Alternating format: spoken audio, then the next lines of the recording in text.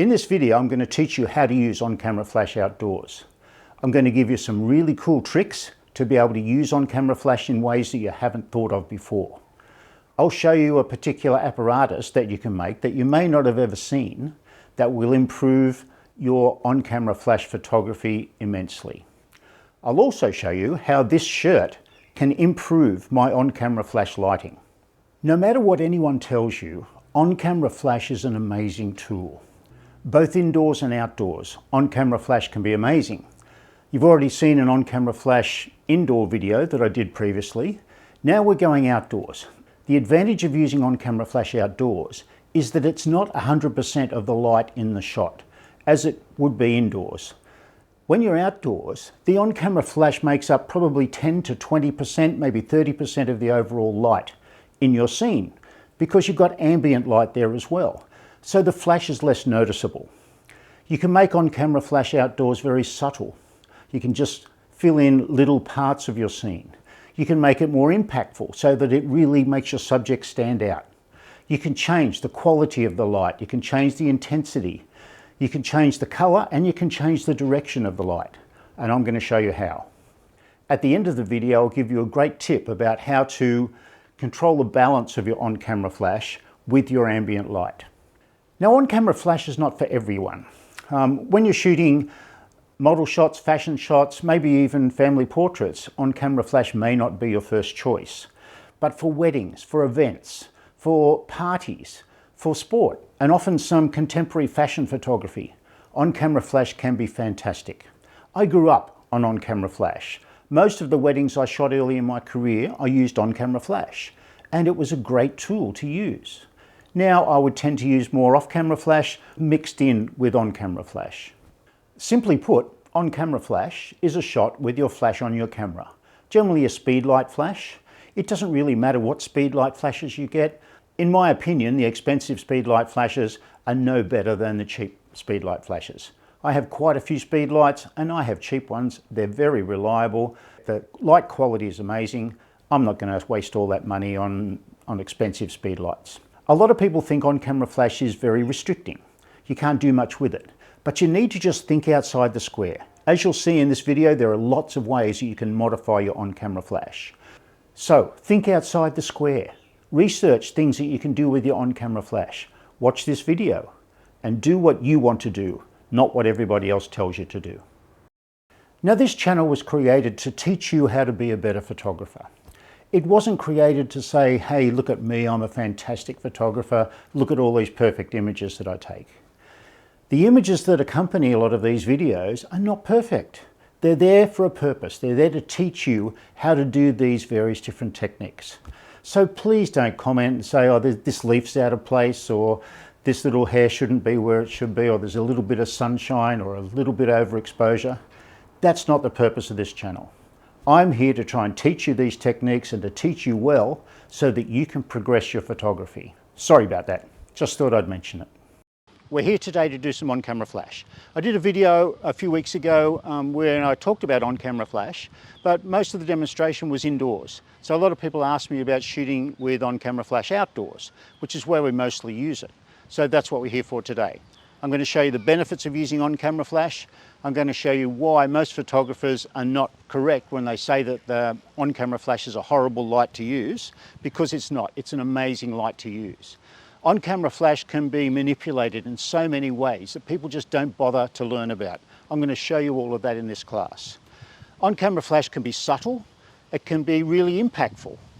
We can change the direction of the light, we can change the color, we can change the intensity, we can change all sorts of things with on-camera flash if you just experiment a little bit. Now, a lot of people misunderstand on-camera flash. They think it's fill flash, and the rule with fill flash down through the ages has been that you use the flash at 2 stops underneath the ambient light, which is fine if you just want to follow all the sheep and do what they tell you to do. But on-camera flash can be more powerful than the ambient light, and it can look amazing.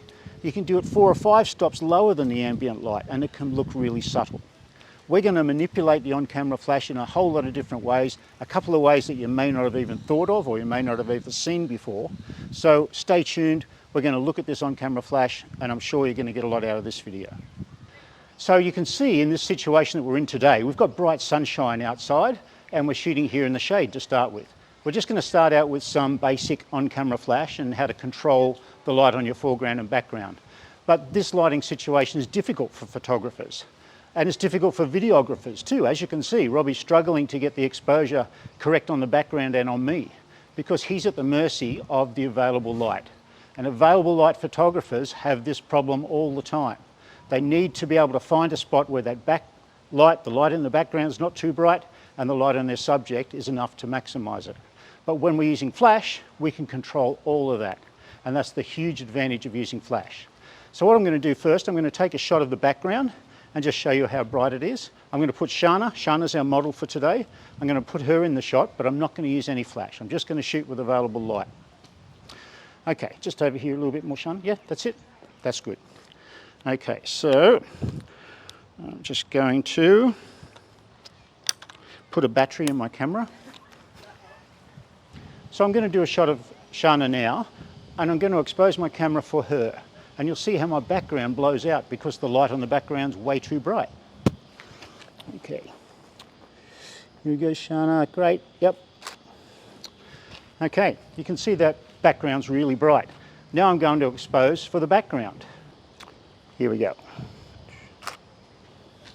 Okay, good. So exposing for my background, Shana's a silhouette. She's just totally dark. So the only way I can get this balance correctly is to throw some light onto Shana to brighten her up level with that background. I can't change the brightness of the background. I can only change my camera settings. So I'm going to use those same camera settings, turn my flash on so that Shana's brighter, and that's going to balance properly with my background. Okay, here we go. That's great. All right. There we go. Now you can see my flash is not bright enough there, so I just need to brighten up my flash. Okay. Here we go. Okay, you can see how much better that looks. Now we've got a bit of overcast weather here, so that a cloud went over the sun just as I took that shot, so the background's not quite as bright, but you see the difference. That background is balanced nicely with the light on Shana. Now the basic rules that we need to use when we're using flash, I've told you this before many times, is that your camera settings will determine your background exposure and your flash power determines the light on your subject.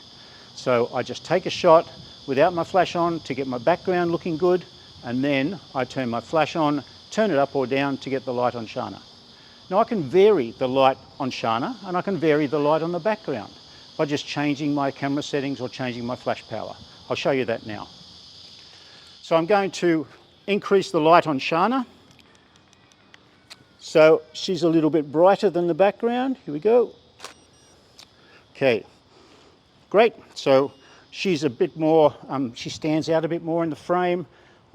She attracts more attention in the frame.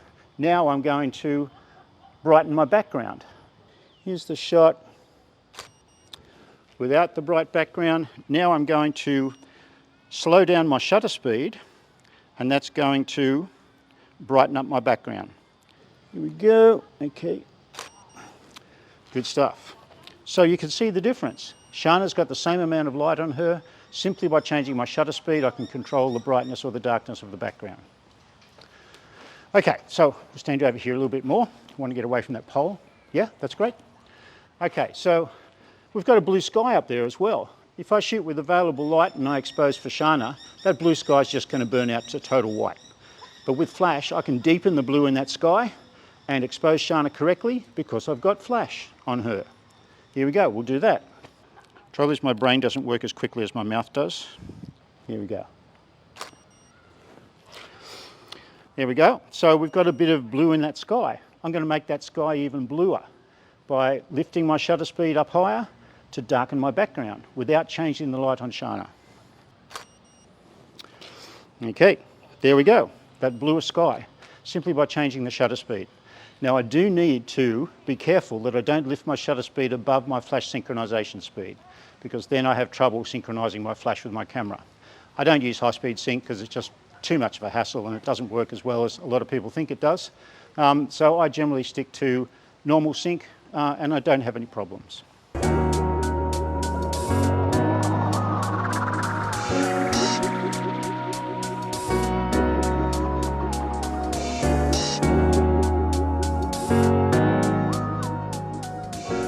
you'll notice I just did a couple of extra shots of Shana because I think this location looks really cool, but I shot a bit too quickly.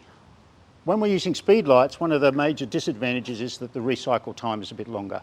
So I tend to shoot a bit quickly because I'm used to shooting strobes, so I miss a shot every now and again. I've got to get my brain into gear so that I wait 4 or 5 seconds between shots. The other thing is, once I've established that flash on Shana, once I've got that distance of the flash from me to her, because I'm shooting manual flash, and I'll explain that to you in a little while, then all I need to do is stay that same distance from her all day and my flash power is going to be perfect. Because the amount of flash on Shana is determined by the distance that I am from her and the flash power. If I don't change the flash power, I shoot from the same distance, all my exposures on Shana are going to be perfect. You can't see my ball patch, can you? No, right, that's good. So we all know that another one of the basic rules of outdoor photography is to turn our model or our subject away from the sunlight. We want the sun behind her. We don't want the sun on the front of her because we're going to get highlights, we're going to get ugly light, we're going to get that downlight on her face that's going to give her dark eyes. We're here in the middle of the day today, which is the most difficult light to work in, and I've done that on purpose to show you that we can still get great shots with on-camera flash at these really difficult times of day. So in this shot, I've got Shana with her back to the sun. We've got beautiful light on the back of her hair and her shoulders. All I'm going to do is stay the same distance that I did before so that my light on Shana is going to be exactly the same and we're going to get great shots. It's not rocket science, this stuff. If I can understand it, you can understand it. Okay, yeah, that's great. Okay, yeah, terrific.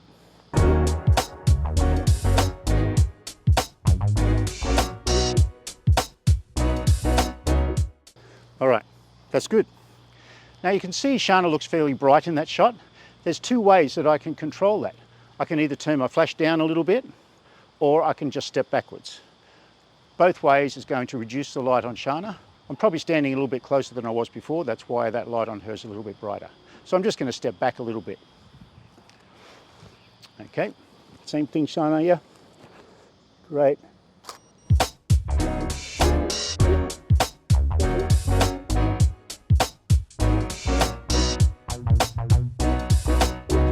You can see that that light's a little bit darker on her because the distance is a little bit greater. This is why I love shooting with zoom lenses. If I had a prime lens and I wanted to move closer to Shana, I'd have to alter my flash power. If I wanted a full length shot and I wanted to get back, I'd have to alter my flash power. But because I've got a zoom, I can shoot a head shot of Shana and I can shoot a full length shot of her from this same position. My flash power is going to be exactly the same. My background's going to look exactly the same. It simplifies life so much. That's it. So I'll come in for a headshot. Yeah, good. 3/4 shot. That's it. And a full length shot. Great. A couple of things I need to explain to you. I'm shooting with my camera on manual, as I normally do. When you're using any of the auto settings or the semi-auto settings, it does complicate things a bit when you're using flash. I'm also using my flash on manual because it's so much easier than TTL. TTL just doesn't give you the consistency that manual will give you. The logic behind TTL just doesn't work for me. I know that if my flash is too bright, I can simply just turn it down and that's going to give me exactly what I want. And my flash is going to give me exactly the same power every time I shoot. So it's so much easier, and I'd encourage you to do that because you'll get so many better results when you do it that way. All right, you'll notice I don't also have one of those little plastic things over the front of my flash. Most of them do absolutely nothing to soften the light. They only waste light, so I'm going to struggle with my flash power. There are a couple that will soften light a little bit, those really huge ones, but I'm a bit embarrassed to walk around with them on my camera. So those little coney things, keep them for inside. When you're outside, they don't work at all. And by the way too, I see a lot of wedding photographers when they're shooting on location tilting their flash up. It does very little. I'm sure they don't know why they tilt their flash up. They've just seen other people do it. But generally speaking, I'll always shoot with my flash forward. There is an occasion where I might tilt upwards, and I'll show you that in a little while. Okay, so we're going to do a shot of Shana here against this tree. When we're shooting with on-camera flash against the background, we're going to get a shadow on that background. It's just the way it has to be because we've got a small light source and we've got a flat surface there. We don't particularly want that shadow on the front of Shana, so I'll show you how you can solve that problem. Okay, Shana, where you are, just across a little bit that way. Yeah, that's it. Okay, great. So I want you facing over towards that way. Yeah, that's it. Okay, here we go. Great. So you'll see with my flash oriented this way, I'm shooting a vertical shot, the shadow is on Shana's right hand side, which is the front of her body, and it looks a bit distracting having that shadow down the front. So if I turn my flash around this way, it means that that shadow is going to be on the opposite side of her. Okay, same thing. That's it. Here we go. Okay, so we've got a nice clean light on the front of her and the shadows on the back of her. It's a little bit awkward shooting the wrong way around, so the easiest way to do it, there's a great rule I've made up in photography that if it's hard for me to do, get the model to do it. So I can just turn her around to face the other way. That's it, and I can shoot with my flash this way, and I'm going to have the shadow on the back of her. Okay, lovely. Here we go. That's it, just turn your face to me. Yeah. Okay, great. So you are going to get a shadow on the background with your on-camera flash. There are ways around it, which I'll talk about later on, but it doesn't bother me. If you've got a beautiful model, you've got a great exposure, you've got a fantastic location, so many things going for you. All right, so here we are in this really sunny location.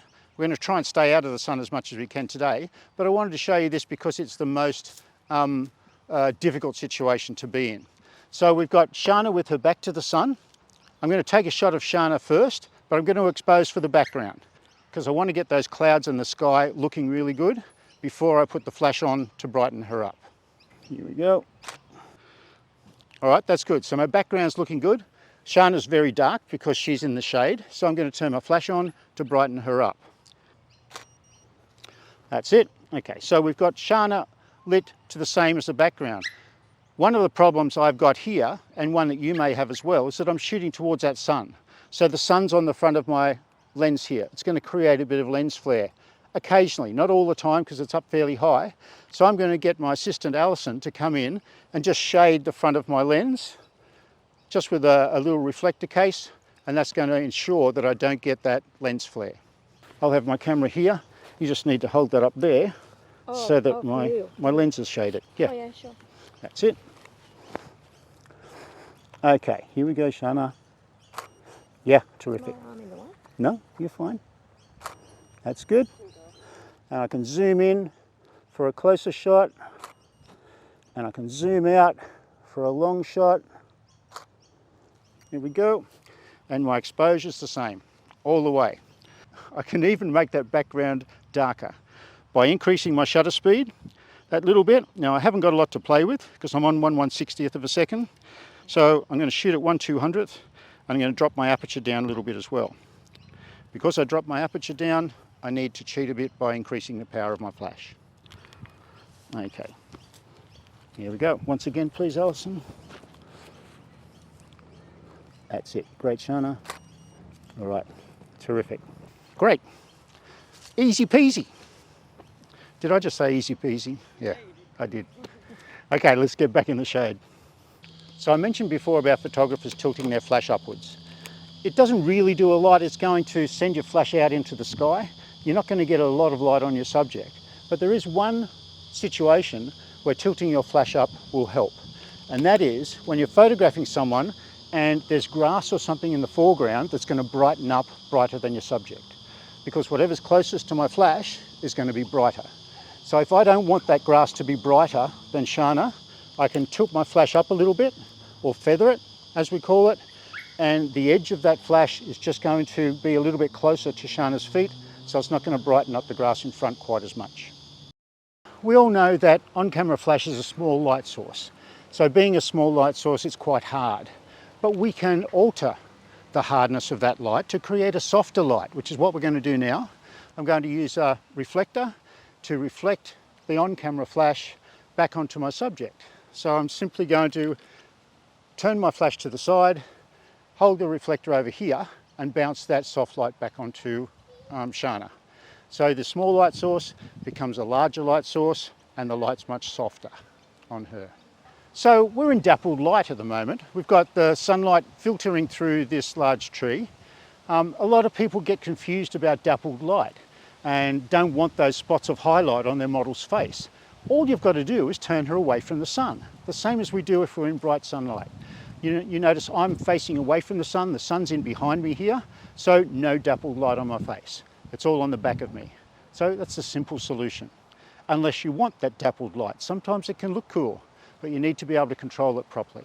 So we're just going to do a couple of shots here of Shana because the colour of this dress contrasts really well with the trees, and those backlit leaves in the background look amazing.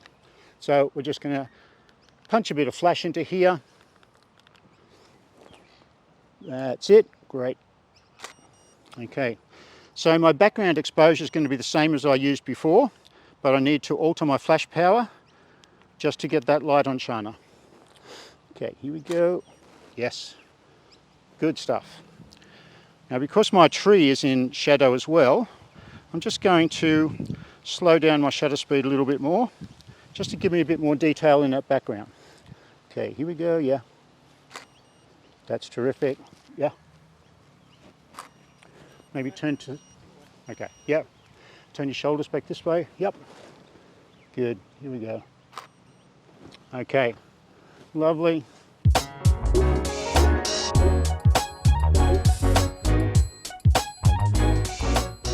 Yeah, love it, that looks good.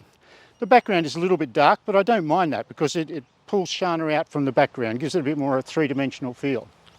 Okay, can we separate your feet a little bit? We'll do a bit of full-length shot. Yeah, yeah, that's it. That's great.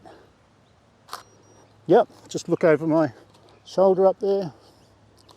That's it, terrific.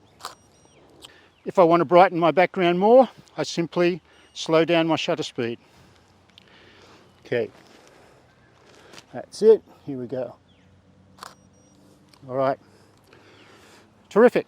So that looks great. We can control all of this stuff by using our flash and our camera settings independently. Okay, now what we're going to do is we're going to use the reflector. We're going to bounce light from the flash into the reflector back onto Shana. Okay, so we're going to use my assistant here. Going to bring it in. I want you to hold it up. It's just going to be a waist-up shot. That's it. I'm going to aim my flash at the reflector, and that soft light's going to bounce back onto Shana. So I want you to turn your face towards that light a little bit. Yep, eyes to me. Terrific. Now I'm a bit restricted here because the power of my speed light is going to come into play because I'm shooting twice the distance here that I would normally with a flash that's straight, and the reflector's also losing a fair bit of light here. So I'm on full power at the moment on my speed light. If I had a silver reflector, it probably would be a little bit easier, but all I'm going to do is just open up my aperture a bit to compensate.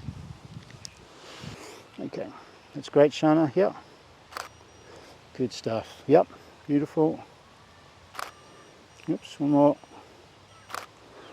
Great. As you can see, opening up the aperture brightens up my flash, but brightens up my background as well. So I need to find a compromise there. Yeah, that's great.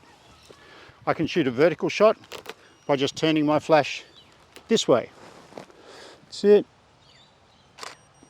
Great. Maybe come back this way a little bit more, Alison, towards me. Yep, that's it.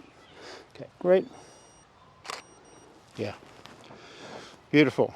It's like a softbox light or an umbrella light on Shana. It's much more attractive than having the hard light from the on-camera flash direct.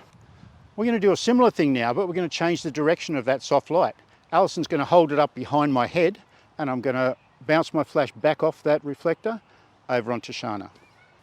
Okay, that looks great. Here we go. Yeah, beautiful. Yep. Yep, one more. That's it. Good stuff. Another great technique that you can do with on-camera flash. Okay, terrific. I'll try and do a longer shot.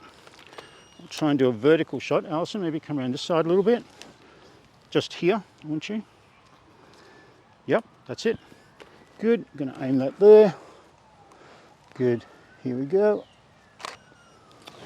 Okay. And you'll notice no matter how I vary my cropping, because I've got a zoom lens, I'm staying on the same spot. Alison's holding the reflector in the same spot, so my exposure is going to be the same no matter where we go.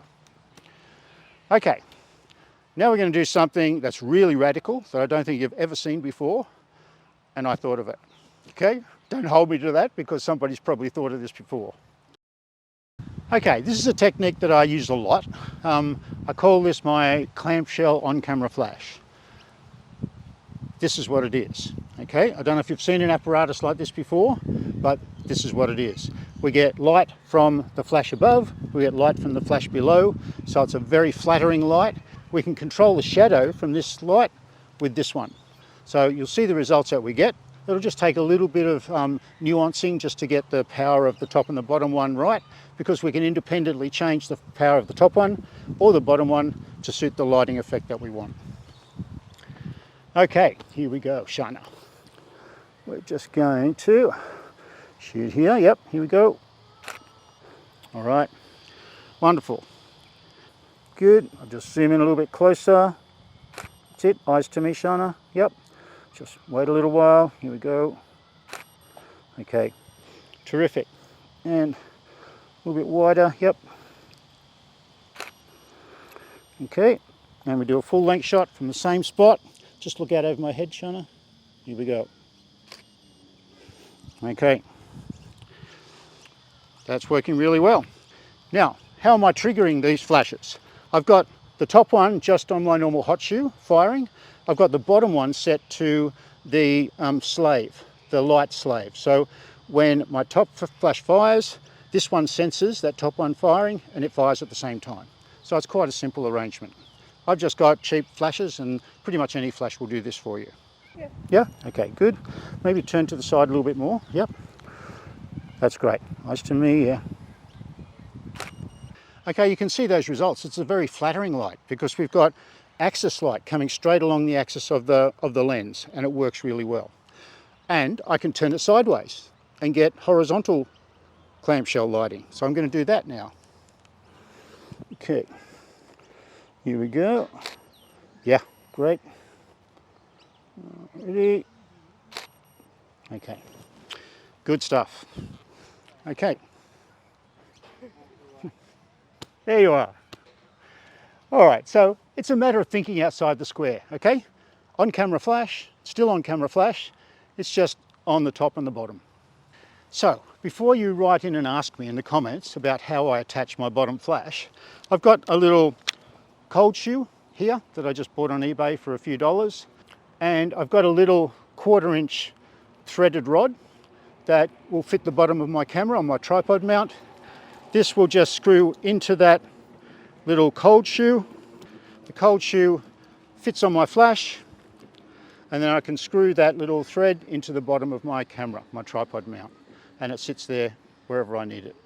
So quite simple, you can make one up yourself. You'll notice that we used a reflector before to soften down the light, and the reflector we used was the Marshall reflector. This is a reflector that I made myself. It's an amazing reflector. If you want to see more about this, we've got a YouTube video, so I'll link it at the end in the card. So just click on that, have a look at all the advantages of having a Marshall reflector. Now what we're going to do is use our little Pringle tube.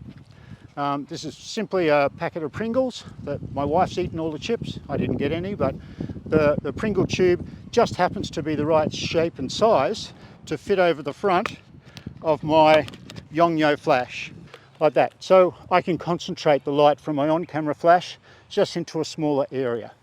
So that's what I'm going to do now. I'm going to spotlight Shana against this tree. So we're going to use the Pringle tube now, just to throw a little bit of light in the middle of our frame and create a bit of a dark vignette around the outside. Okay, great, Shana. Yeah, here we go. Good stuff. That's it. We're just going to move in closer for a headshot. Yep. Here we go. Okay. That's it. Great backlight on Shana's hair there because she's standing in the sunshine. You can see there's a bit of a vignette around the outside of that because this Pringle tube is concentrating the light on Shana. It tends to work better against background surfaces, a seamless background or a wall or something, but you can still see the results here. Now we're going to do something, again, a little bit more radical. we're going to do a reflection shot, but I'm going to be the reflector. So what we're going to do is have Alison take a shot reflecting the flash onto my shirt, which will reflect the light back onto Shana. And this is a good reason why I haven't today, but I like to get photography assistants who are a little bit more round, because it gives me more surface to reflect that light off. If I get skinny assistants, I'm not going to get much reflection. So Alison's laughing over here, but I'm going to get her to take the shot and reflect it off my shirt. I was going to wear a white shirt today, but I haven't got a white shirt, so we're going to have to put up with the blue one. Okay, so what we need to do, Shana, are you okay to sit down on the grass? Yeah. Somewhere here, just in the shade, wherever is okay. We're going to get a little bit closer. So it's just going to be a headshot of Shana. Yep. Mm-hmm. I'm going to position myself just in front of that flash. So you take a shot and just see what the result looks like. Yep. Okay, so that's turning out pretty well. Alison tells me it's pretty well. But one thing a lot of photographers don't realise, can I borrow that for a second?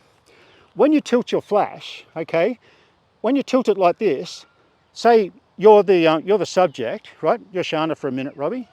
You can still see part of this flash. So you're still going to get direct light straight onto your subject.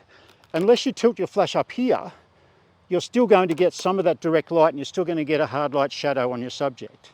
So the way we get around that is another little apparatus that I've created, that hundreds of other people have created. And that's a little black card that fits around the flash to prevent that happening. So you all know how stingy I am. I don't like spending money on photographic gear. So this little apparatus costs less than 5 cents. It's just a little roll of black paper with a rubber band. And what we do is we place the black paper over our flash and we secure it with a rubber band like that. And when we tilt our flash up, none of this light is hitting our subject. It's just going in the direction that we want it to go. So you can use this when you're bouncing light off ceilings, off walls, off anything, off reflectors, off big photographers. That means that you're just not going to get that hard light directly down onto your subject. So we'll give it a go now on my back and see how we go. Okay, Alison, please tilt that so that's aimed at my back. Okay, and you turn your face towards my back. I'm over here closing my mouth. Now I'm going to be brave, I'm going to stand face on. See if the light off my belly is better than the light off my back. Okay, once again.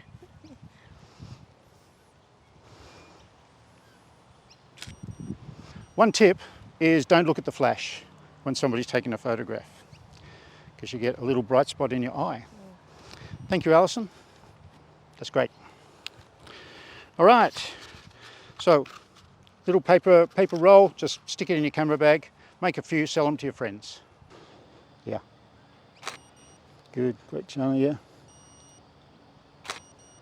Maybe turn to face the wind. Yep, that's it. Good. Do a full length shot, down a bit lower, just look out over. Yep. Okay, terrific, one more. Here we go. Did it. Another trick we can do with the Pringle tube is that when you buy a packet of Pringles, they come with a cap. So you can just colour in that cap to give you a different type of light pattern on the end. And it just fits straight over the end. If somebody wants to purchase this off me, they're available for $14.50 online, but you can just go and buy a $3 packet of Pringles and do the same thing. Just marker pens on the end, you can create your own pattern. So we're going to do a couple of shots like this. It's a bit more subtle than a gobo would be, but it still works quite well, particularly against a white wall, which we don't have here. Okay, Shana, just do a couple of shots to get my flash power right. Okay. All right, that's cool. Yep. Great stuff. Now, so that little dappled light pattern can work in a number of different situations.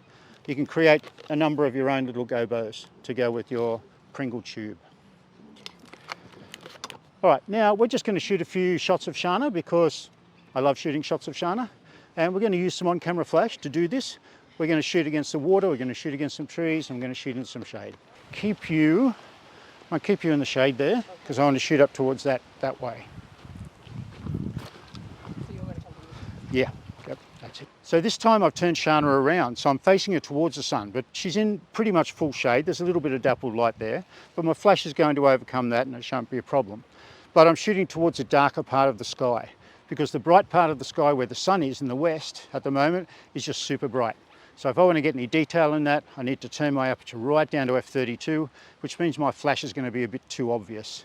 So I'm going to shoot this way. The sky's much darker that way, and I'm going to get a little bit more of a subtle effect in the background. More. Just look over towards Robbie. Yep. That's it. Cool. Okay, so a lot of tips there for you. The first one is to stand your model away from the sun, like I am here. You can see the beautiful hair light that I've got here shining on my hair, my shoulders, so that you've got that blank canvas to be able to use your flash. Now, some of these shots you may think that are a little bit over flashed, a little bit too harsh. I generally like it that way. It's up to you to shoot the way that you want to shoot. Nobody can tell you what's right and what's wrong. But the only way you're going to be able to tell the balance of your flash and your available light is to look on your screen. Your histogram's not going to help you with that. Your histogram will give you an overall view of your highlights and your shadows and any clipping that you might have, but your flash is going to be mid-range in there. So the only way you're going to be able to tell that balance is to look at your screen and judge it that way. See you next time.